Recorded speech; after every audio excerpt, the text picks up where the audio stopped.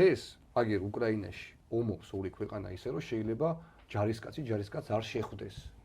ტექნოლოგიურად იმდენად წავიდა მსოფლიო წინ და იმხელა ქვეყნები არიან უკვე 40 მილიონიანია უკრაინა პატარა არ არის. დრონების ომს უყურებთ რა? ხო, პატარა ხო არ არის 40 მილიონიანი უკრაინა, 40 მილიონი ცოტა არ არის. და 120 მილიონია მე მგონი რუსეთის მოსახლეობის რაოდენობა. ანუ არ არის ხელწამოსაკრავი რაოდენობა, მაგრამ მე რო ხედავ უკრაინის ქალაქებს, მე რო ხედავ ციფრებს, მე რო ხედავ ბავშვებს და ასე შემდეგ.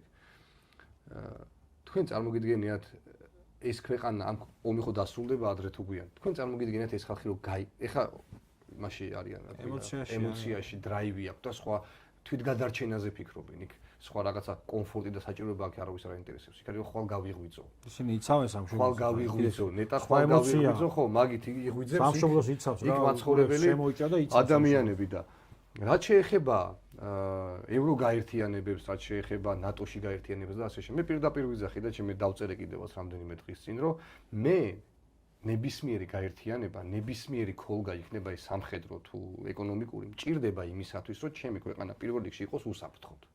მეორე რიგში განვითარდეს. მე თუ ამ რომელიმე გაერთიანებისკენ მიმავალ გზაზე მე თუ პრობლემები შემექმნება და პროცესში მე სანამ აი აქ ფინიშამდე მივალ, იქამდე დაიწყებს ჩემი ქვეყანა ნგრევას, მე ესეთი დასასრული ნამდვილად არ მინდა. ეხლა უკრაინაში ჩვენ ულამაზებთ რა, ჩვენი პოლიტიკოსები, ქართული სიის პოლიტიკოსები ალამაზებენ ამ ნათქვამს. რეალობა არის ერთი და რეალობა არის ძალიან მარტივი დასანახი.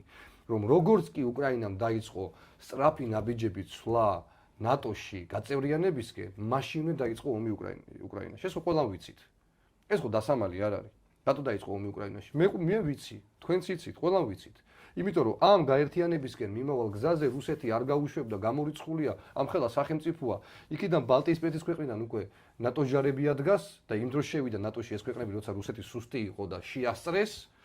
და ეხლა აქედან ნამდვილად არ დაიკეტავს სასუდ სივრცეს და არ მოიქცევს თავს ალყაში. თან ეხლა ეს ომი დაწერილია კაცო. 70 წლებში გაიწერა რომ ეს ომი იგივეა რა, იქ ერთ-ერთი მე მგონი ჯეფრი საქსი იძახდა რა ერთ-ერთ გადაცემაში რომ ამერიკის შეერთებული შტატები ხო ცუდია, უფრო კაია ვიდრე რუსეთი. ხო კაია, კი. აი კანადაში რომ დადგეს ჩინური ჯარი. აი კანადაში რომ დადგეს ჩინური ჯარი, რას იზამს ამერიკის შეერთებული შტატები? ხო იმ წამსვე სანამ დადგება, მანამდე დაუწყებს ომს. სხვა რა გააკეთა რუსეთმა?